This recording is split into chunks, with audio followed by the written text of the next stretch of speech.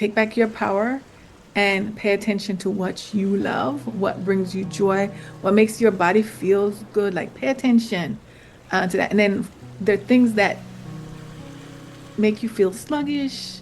This is kind of like where you bring the mindfulness into eating Mhm. because it's very hard to say do this or do that because we're so different. The introduction to time, at that point, I was going through a divorce, so I was pretty sad, and growing the garden and cooking helped to bring back joy to my life. And it was also a way to reconnect to my culture. When you eat whole foods, there's a point in your body that says, okay, stop. You've had enough. Yes. You're less likely to overeat brown rice. You're less likely to overeat avocado. We call it pear in Jamaica. You're less Mhm. likely to overeat anything that's minimally processed.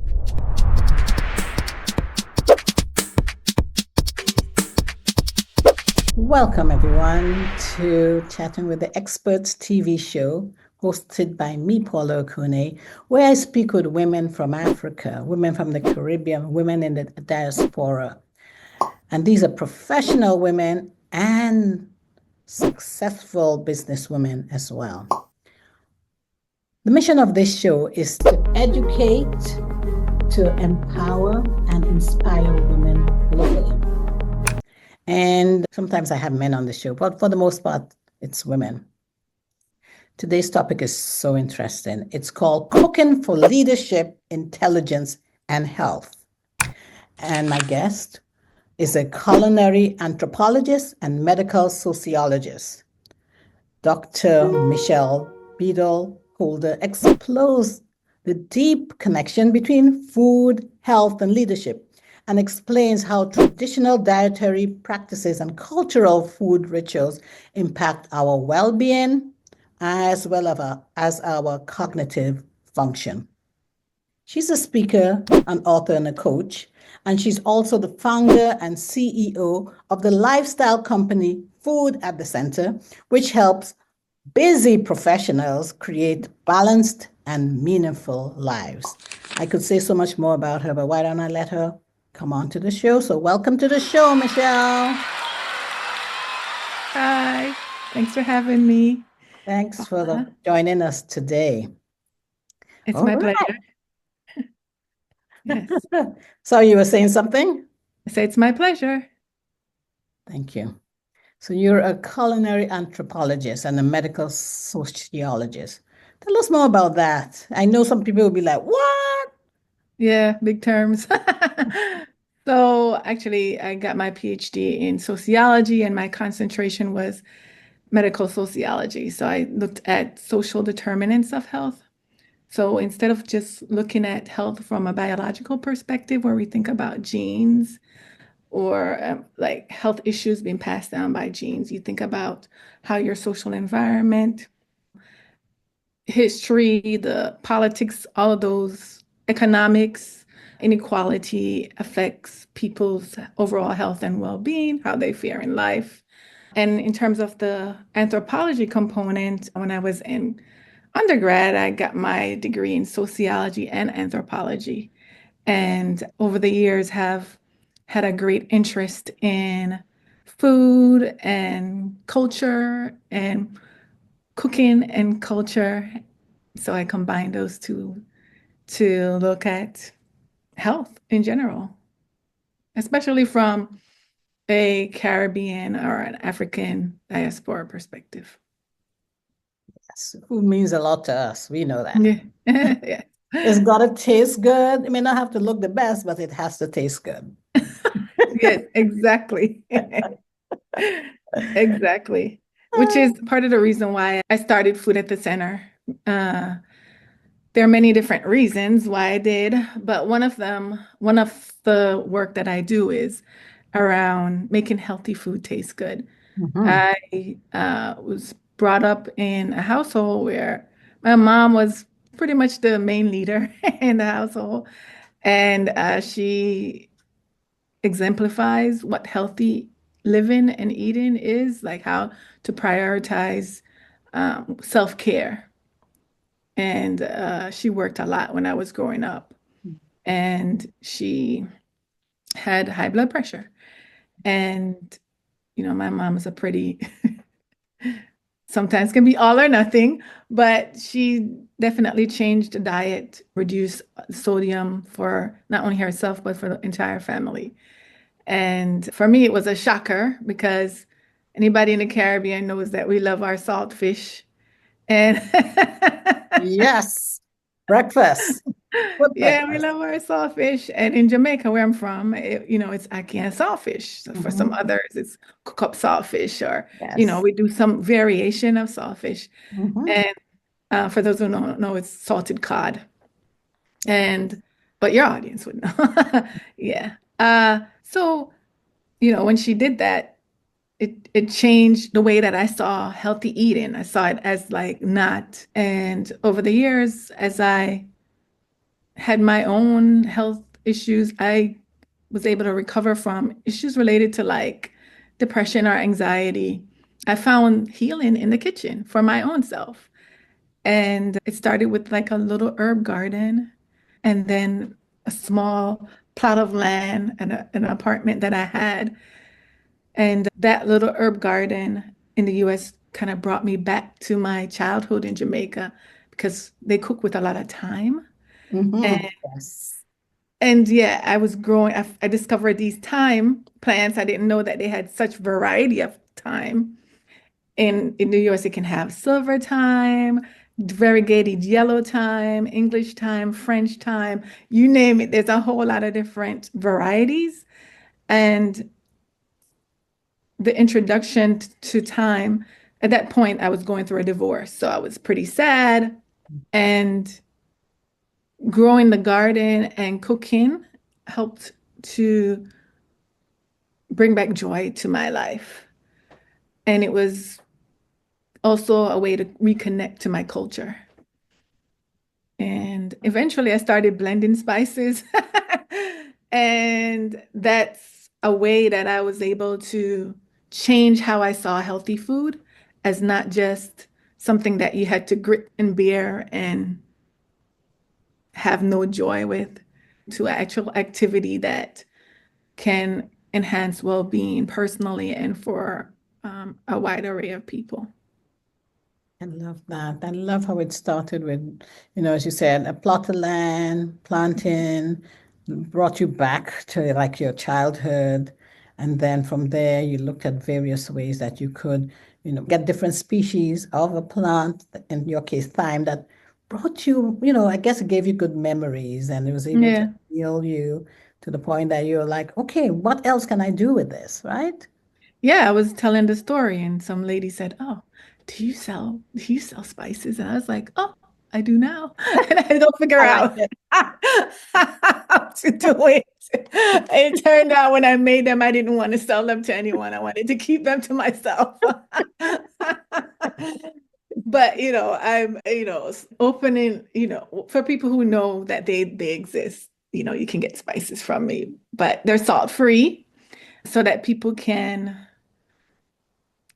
tailor their own ingredients for their palate and control what they put in their food. You know what? I have to get some of that from you because Yeah. I try as much as possible to support my guests and whatever business or mission that they may be on. And I have quite a few things in my house from some past guests. So I'm going to add yours because I'm trying to eat healthier and Yeah. I can see the difference.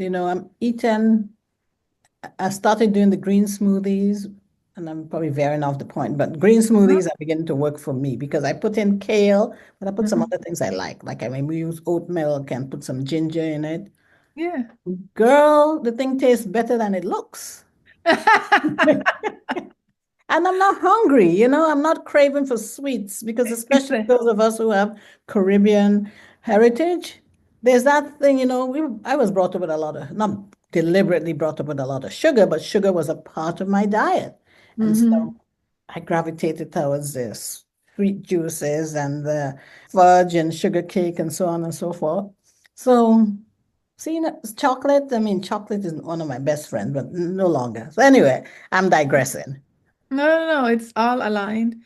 The first time I tried green smoothie, it was my husband, my current husband. He brought me this green juice. He's like, have I had green smoothie before? And I was like, no. And he's like, I'm gonna bring it for you. He brought it for me, and I looked at it and I was like, he had it in a jar, and I was like, okay, thank you. And he was like, you should taste it. And I was like, well, I'm gonna taste it later, right? Because it did not look appetizing. I was like, green. And he insisted. I tasted it and it was good. Like, so you shouldn't judge a book by its cover. Yeah. I actually really like green smoothie, and I think I drink it more than he does now. Look at that. Yeah. Look at that. Yeah. I mean, I started this about 4 weeks ago and I feel the difference. I feel it in my knees used to be aching. They're not aching as much. And, Yeah. it's what you put in. I mean, of course, it affects every organ of your body. So I'm making more of a conscious effort to eat clean. So we'll talk about me getting some of your products. Yeah, absolutely. Yeah, it's all about not only, well, some foods like whole foods, what I discovered when you eat high processed foods, just from my personal experience, you crave more. It's like Yeah. you're never satisfied. When Yes. you eat whole foods, there's a point in your body that says, okay, stop. You've had enough. Yes. You're less likely to overeat brown rice. You're less likely to overeat avocado. We call it pear in Jamaica. You're less Mhm. likely to overeat anything that's minimally processed. Mhm. And once you can change your palate from, if you're used to kind of like a high processed food, once you change your palate, you start to notice flavors that you never noticed before because there is more sensitivity to taste. So now I like when I eat greens, different kinds of green like kale, chard, arugula, I can notice the variation in flavor and it becomes like a really enjoyable experience to eat whole foods, whereas before it's kind of like that doesn't Yes. taste good, Yes. right? But the Yes. body can adjust to that, Yeah. adjust really easily. Yes. Yes. Yes. I definitely am enjoying my kale. For my green smoothies, I use kale and of course I don't blend it so that it's completely smooth. There's some chunks in it. And Mhm. I add, what's this other thing? Oh my God, not alfalfa. I can't remember. But Microgreens, sorry? microgreens. No. It'll come to me later. Just Okay. out of the blue, you hear me just say it, and you'll be like, what relevance does that have? It's what I'm trying to remember. But Yeah. it tastes so good. Flax seeds, that's it. Flax seeds. Yeah, Yeah. the grounded flax seeds. Yes, it's so good. It's so good. So yeah, so being a culinary and oh my gosh, I love it. I love it. I love it. And a medical sociologist. We talked about how food rituals and leadership, cultural food Mhm. rituals and leadership are intertwined. I thought that was so interesting. Tell me how more about that. Well, the other day I was actually interviewing my mom, and a while ago she told me that she used to read to us when we were in her womb. And I kind of let it go. And then I call her back. I was like, there's a story here. I wonder what she's talking about. And so I said, can you share the story again? And she Mhm. said, yes. And I was like, can I record it? And she said, yes. Mhm. And I said, okay, so tell me the story. And she said that when she was pregnant, she learned that the baby hears what you say, Mhm. and which surprised her. And she said that a friend told her that you should read to the baby. And I was like, okay, what did you read? And she said, the Bible, number one. Right? And there were like, my grandmother used to get Reader's Digest. I think, Yes. yes. And she said she read that. And the newspaper or anything that she could get her hands on. We didn't have a lot of books in the house when we were growing up in Jamaica, but there were certain literature that she could read to us. And she read to us, which kind of surprised me. And I said, "So what was your hope for doing that?" And she said, "Well, I wanted intelligent children." Mm, And I know that she didn't just want intelligent children. She's going to put the work in to give us opportunities that she didn't have. mhm. And because I'm a twin, first set of two sets of twin, the first of two Wow. sets, I think I learned that they saw me as the leader in a family. Mm, And my mom not only, read to us, but she ate well so that we would develop in our minds. And one of the key tools of a good leader, the thing that the organ that a leader uses the most is their brain. They're making decisions constantly, right? And you could even experience decision fatigue at some point.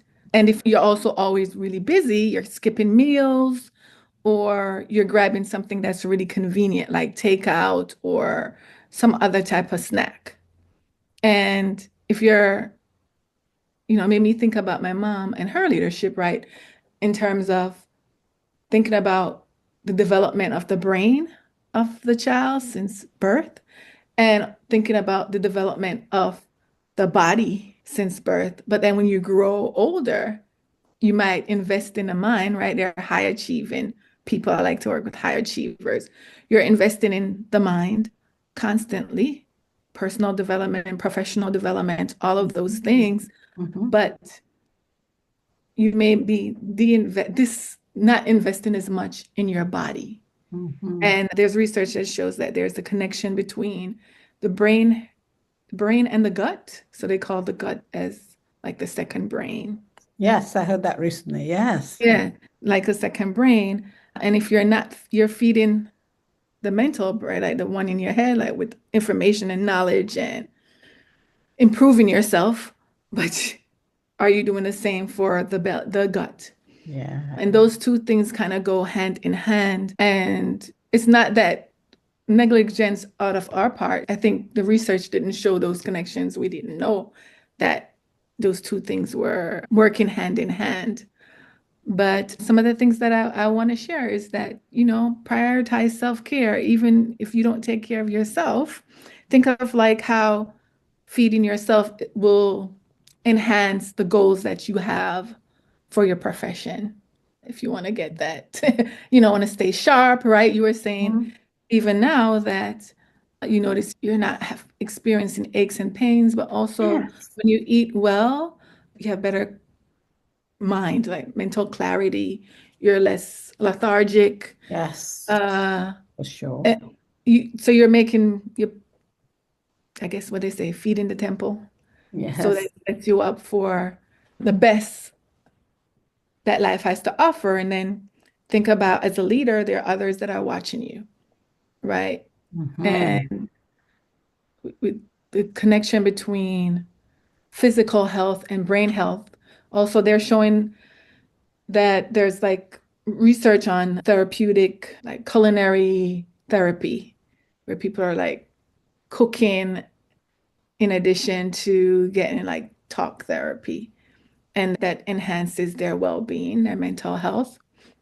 So there's a lot of innovation that's happening in public health when it comes to the connection between food and, you know, better quality of life, longevity of life. But it's saying, let's go into the kitchen instead of only reading the labels on a package or have an outsourcing home cooking to someone else, like you have Uber Eats and all of those things since Mhm. COVID, right? We're much more reliant on takeout to go back into the kitchen and think about, well, can the kitchen be our laboratory? Can the kitchen be our medicine cabinet? Because what food is medicine, but not all food is medicine, right? Some food is poison. Yes. Yes. Uh, Yes. yeah. So, And you made a good point there because, with takeout, yes, okay, sometimes we do need the convenience of having takeout, but you are not aware of what is in that food. mhm, People put all sorts of ingredients. It may not be bad, but mhm, it may not be good for you. you know? Right, right. Like there's some people, like I remember when my daughter suffered from so many allergies at one point, and she couldn't eat certain things that I could eat. And those some of the certain things that she couldn't eat would have been good for her, but she was just allergic to it. Right. But when we started cooking at home, then she had more control over Yeah. what went into her food. Yes. And come to And yeah, it's really interesting. For me, it's kind of a full circle because I grew up not liking cooking. I didn't like it. I learned my dad taught me how to cook, and he believed that he was preparing me to be a good wife and mother. And I was like, I don't want to cook. I'm going to marry a chef. Leave me alone. I want to stay in these books, you know? That was my priority. And I learned the skill. I begrudgingly learned the skill. But now as I get older, I see the value, like how it's helped me and reframing how I see cooking Mm, as not yeah. something that I just do for others, but something that I can do for myself. And cooking is my self-care. So, yeah. That's very interesting when you said reframing how you looked at cooking. Let's expand on that a little bit. Like your dad was looking at it as a skill to prepare you to be a good wife and mother. Yes. Yes. But Yep. you're saying in 2025, we should look at it as preparing the person to, be healthy overall, healthy brain, healthy gut, healthy person. Then you can go out and be the best version of yourself. Yeah. Mm, And also healthy relationships, yes. right? The dining table is a sacred space that people come together and they connect. And now we have all these technology, even the very culture of takeout means that you're eating in another room and this person is, you may not be at a table. Yes. Or TV dinners were kind of created. You're eating, watching a device, watching some technology, and you're not really connected Talking. one with your food, but you're also not connecting with each other. And so we Mhm, may be in a space together and still feel lonely and isolated. mhm, And go bringing back some of those, old time ways of cooking and cooking, being in the kitchen, having the kitchen be the center of the home, having a meal together, breaking bread and finding out how is this person doing. And you can look at them, you can't lie. It's When harder you're to around the lie. table, right? Yeah, right. It's harder to lie if we're looking eye to eye and I can watch your body language or you know what I mean? I can probe. Mhm. I can sense if something's going good or bad. And they're saying that children, like adolescents, when they eat together with their family, that they fare better in terms of mental health. Mhm. So, and I think even as you get older, right, social isolation is a major issue. And having like intergenerational mealtime allows everyone to benefit. Yeah. And you say that, and I get flashbacks to when, at one stage of my life, my mom moved back home with all five of us, and we lived at home with her mom and dad. And we used to have lunch, 12 to 1. Everybody was picked up from school. You came home, you ate lunch. And there's so many long-standing jokes that come from, my grandfather would say something, and it's still at the dinner table, at the lunch table. We didn't really do dinner. It was Yeah. lunch. Mhm. And, it thought about the foods that we ate then. And I thought, but it gave us some connectivity. There was that bonding that went on at that Yes. table, which I have to admit, if my children could come on the show, they say, but mom, you didn't do it. No, I didn't, you Mhm. know? Yeah. But Yeah. the families were bigger then. So when Yeah. we gathered around the table, it was a bigger crowd and bigger setting, and lots of things were talked about. So, Yeah. I mean, you do the best that you can.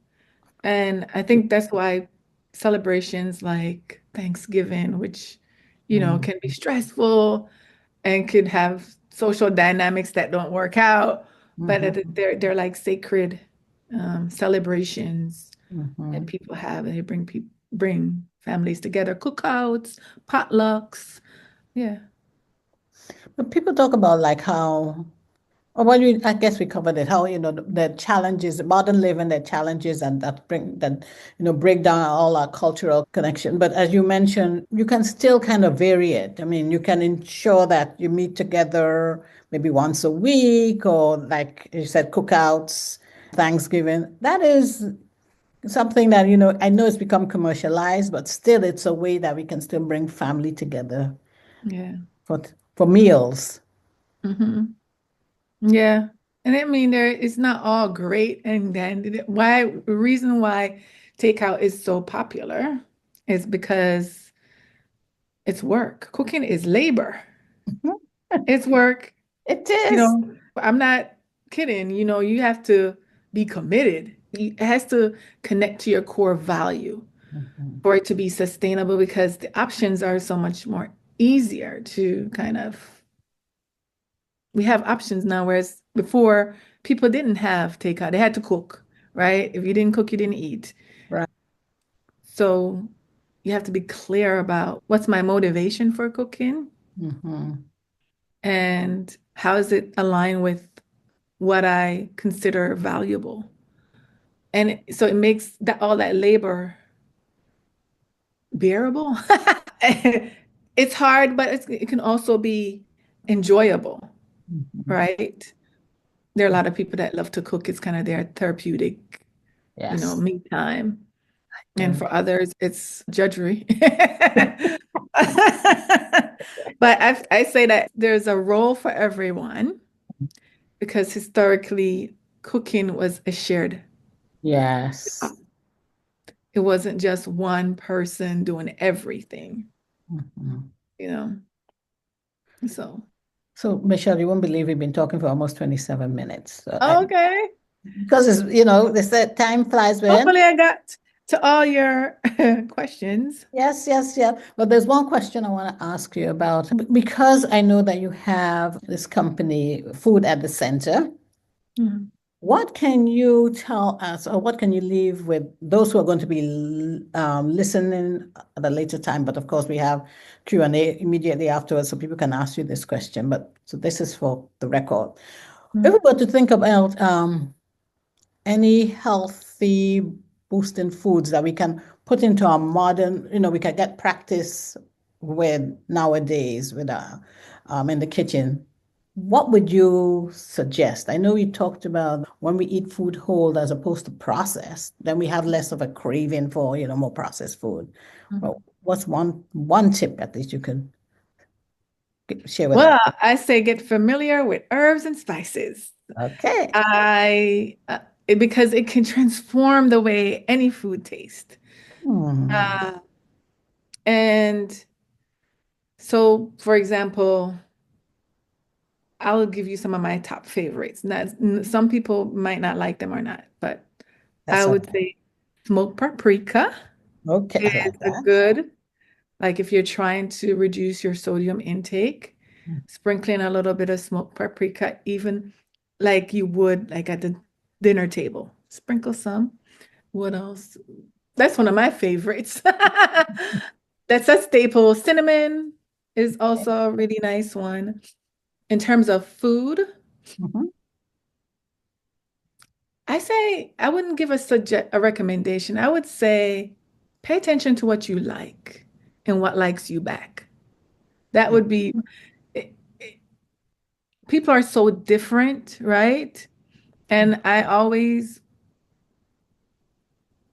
of the mind that like the standard recommendations are just recommendations. They work for some and they don't work for others.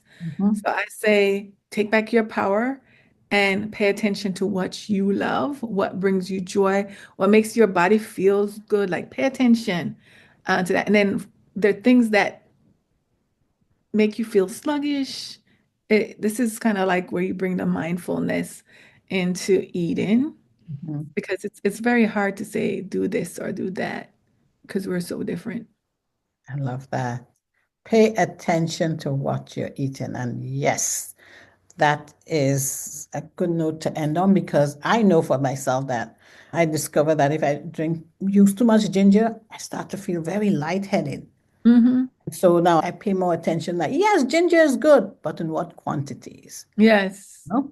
And even if it's, you go to the health store, look at what the ingredients are because they may be natural ingredients, but they're still chemical, they're organic chemicals. And you need Right. to know what's going on in your body and what you need to avoid. It may all be healthy, but it may still not be good for you. That's what I've noticed now that I'm down this health journey.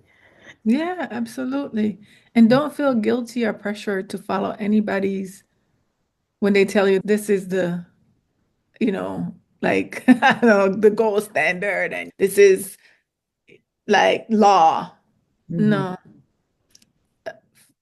Pay give attention to trust what. yourself because I think the health industry has become one that they tell you these are the top this that like they're the authority on what works. And it's useful to get information, but I say like recipes are not a rule book. They're just like a guidance to how to cook. Similarly, I would say for any health recommendation that people give to you, you are the authority because when you pay attention to your body, it helps to inform you on like what will work and what won't. So true. So true. So, Michelle, if someone watching this later on wants to get in touch with you, I assume you're online, right? How can Yes. they? I'm online. I am at Michelle Beadle Holder at Instagram. Okay. My website is foodatthecenter.com. I'm mostly on Michelle Beadle Holder in Instagram. I'm also on LinkedIn if people want to connect. Yes. Lovely, lovely. And for those of you who have listened to this show, if you would like to be a guest on the show or know more about the show, reach out to me on the contact form on my website, chattingwiththeexperts.com. I am also on LinkedIn as Paula Okonneh. I am on Instagram. I hold there is at chat underscore experts underscore podcast. And I am on Facebook as Paula Okonneh. I always have to think about the Instagram one. Do I do it on Facebook? And so Yeah. now we'll open up the floor to those who want to join us and actually ask questions to my phenomenal guest, Dr. Michelle Beadle Holder. Thank you so much, Michelle. Thanks for having me.